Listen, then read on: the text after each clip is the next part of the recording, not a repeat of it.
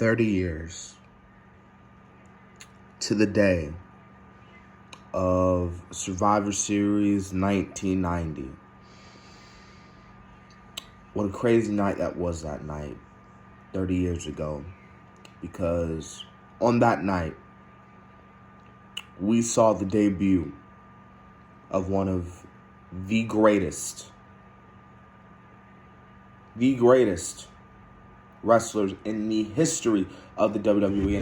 And not only the history of the WWE, but in professional wrestling. In my opinion, the greatest character in professional wrestling. What's going on, everybody? DC Wrestling back at it again. I wanted to make this video because I'm not going to do a review on Survivor Series, not tonight. I'll probably do one either tomorrow or Tuesday, most likely, because we got to get ready for Thanksgiving and everything. But I wanted to make this video because, I wanted to acknowledge The Undertaker. Now, I know I said I was going to make a whole week this past week about The Undertaker and everything, talking about my favorite Undertaker moments pretty much, but that never really came to fruition because I had a lot of stuff going on, just things going on right now happening that kept me busy and really didn't have the time this past week to make a video. Hell, I didn't even was really able to make a video this past weekend because I've been out this weekend. You know what I'm saying? I've been out this weekend. So I haven't really been able to have the time to make videos because the time that I would have time to relax and stuff would be like at damn near 11, 12 o'clock. But that's not the point. The point is that I'm making this video today because I never thought that it would be right to talk about a legend, to talk about a guy who has changed professional wrestling forever. And like I said in the predictions on Friday, hopefully, prayerfully, that tonight is the final farewell. And if it's not, then he'll most likely face The Fiend at Mania. And, they'll have a match and The Fiend will go over and then The Undertaker will officially retire. But this video, the title of this video is going to be called Why The Undertaker is the Greatest Character in Professional Wrestling. Because there has been no other character, in my opinion, like The Undertaker. You had your Stone Cold Steve Austins. You had your Rocks. You had the Macho Man Randy Savage. You had Hulk Hogan blurring you, reaching out through your TV. You had Stone Cold Steve Austin beating up his own boss. You had The Rock roasting people left and right. You had Kane, who was a demon. But one particular wrestler, one particular man, one 6-7 foot tall, dark creature who was led to the ring at the 1990 Survivor Series pay-per-view, being a part of Team Deviosity, and brought to the ring by Brother Love at the time, The Undertaker. And that night would start what became a 30-year legacy, a 30-year career that was The Undertaker. And what I loved about The Undertaker during his time is that no matter what character he was, no matter if he was the American Badass, no matter if he was the Ministry of Darkness or this and that, The Undertaker was always relevant and was able to remain in the public eye. People who don't even really know wrestling know who The Undertaker is. If you were to go out to the street and probably go up to a guy who used to watch wrestling but doesn't watch wrestling no more, he'll tell you, oh, I know who The Undertaker is. I know who The Undertaker is. Because it goes back to wrestling being amazing like it was back in the day. Wrestling will never, like I said in my past few videos a few months ago, wrestling will never be the same again. Wrestling will never go back to where it used to be, to where it used to be good, to where it was worth tuning in, to where you could talk about in your workplaces and school. Let me tell you another thing about what's so great about The Undertaker. It's not just about the character or the matches that he had or the promos that he had or the fact that he literally scared you, you know. I remember the first time I saw The Undertaker on TV. And trust me when I say this, dude, I was scared shitless. Like, hell, I think I have maybe 1-2 dreams about The Undertaker. You know, me running away from The Undertaker and The Undertaker on that dark horse just chasing me and shit. Like, Undertaker was scaring me, bro. But anyways.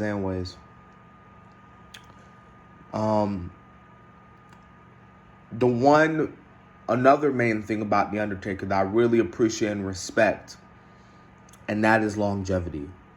Because The Undertaker, like I said, man, he's been here for 30 years. He's been in the wrestling business for 30 years, from 1990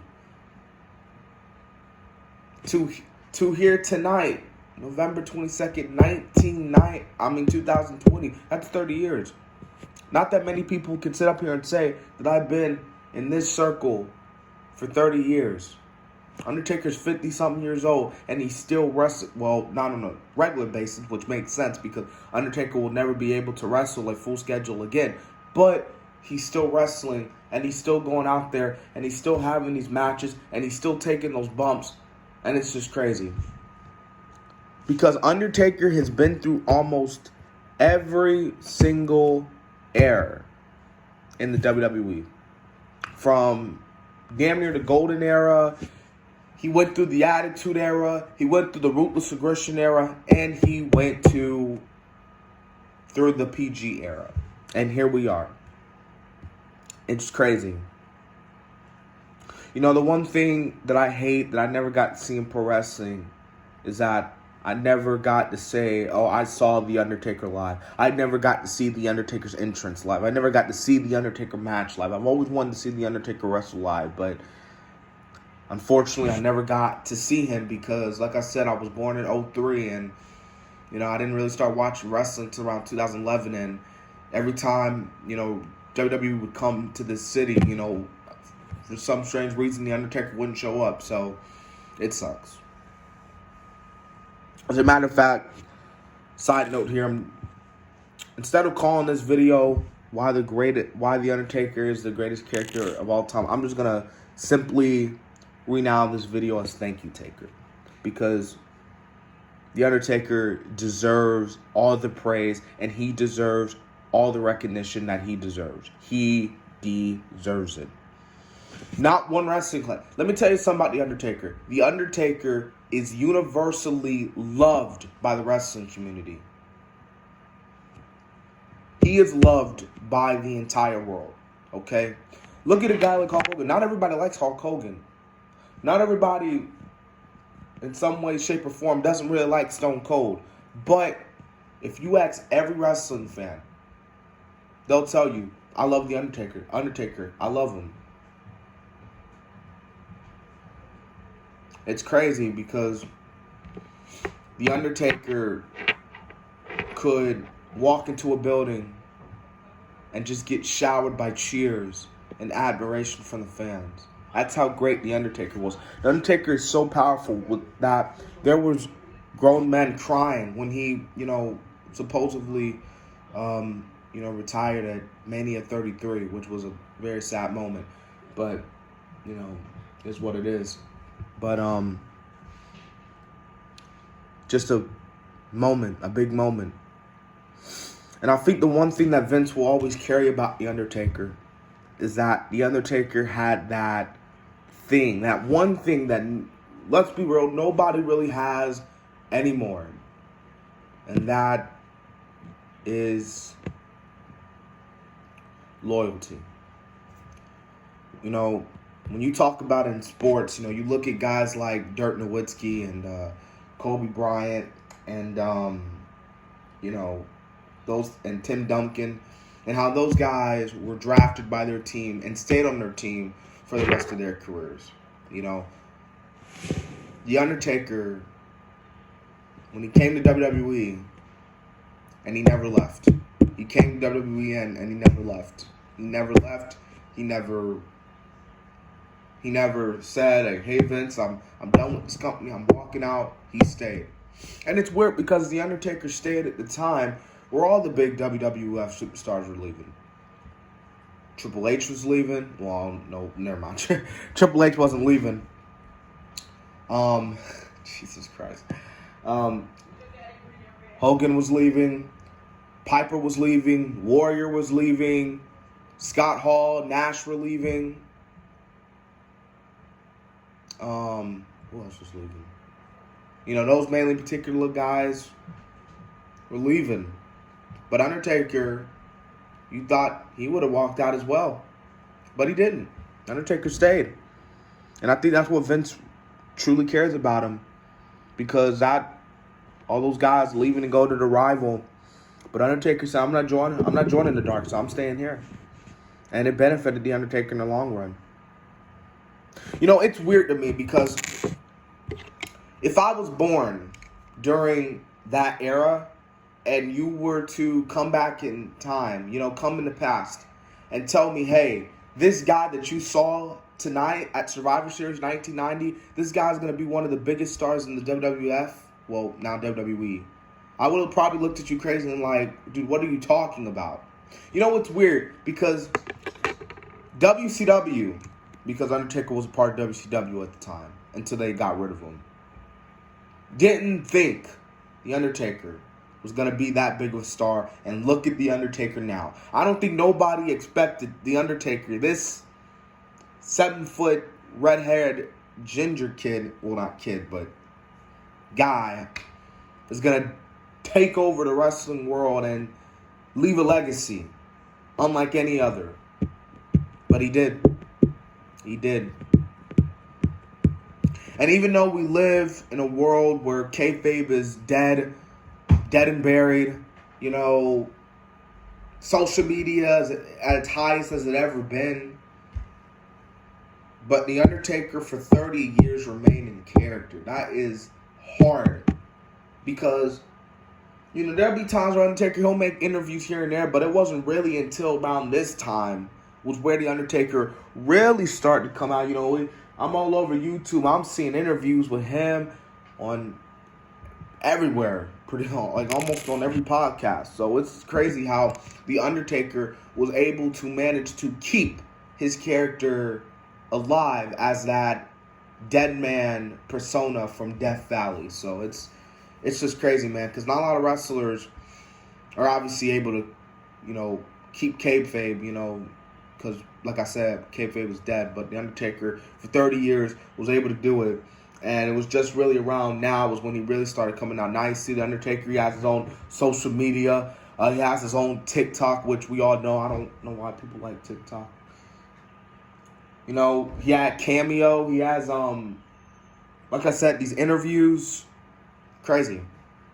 So, that's it, everybody. So, that's all I have to say about The Undertaker, man. The Undertaker, I had to make this video tonight because I had to put a video out today because it has been 30 years since Survivor Series 1990. And yes, obviously the Gobbledygooker as well, 30 year, but let's be real, this is mainly about The Undertaker, not the Gobbledygooker. Vince, you created a legend. Undertaker left behind a legacy, and The Undertaker will be immortal forever and ever. I kind of feel like I'm trying to... I feel like I'm doing a eulogy here, but I'm just praising The Undertaker here. But that's it, guys. So tonight, The Undertaker's final farewell, Survivor Series, best of the best. I think this is going to be a really good show, even though there's little to no build whatsoever. But tonight, The Undertaker, Big Evil, the American Badass, the Prince of Darkness, as JR called him, the leader of the Ministry of Darkness, but most importantly, Mark Calloway, will step into the ring tonight, and he will look in front of the camera, and he will thank each and every single one of us. And he will most likely say the iconic phrase that has idolized him for 30 years, and that is rest in peace. But tonight, we don't say rest in peace to The Undertaker. We don't bury The Undertaker gimmick. We say thank you, Taker.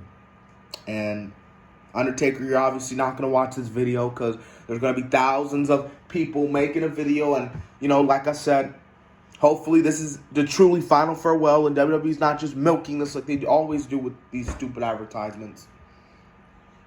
Thank you, Taker. Legend.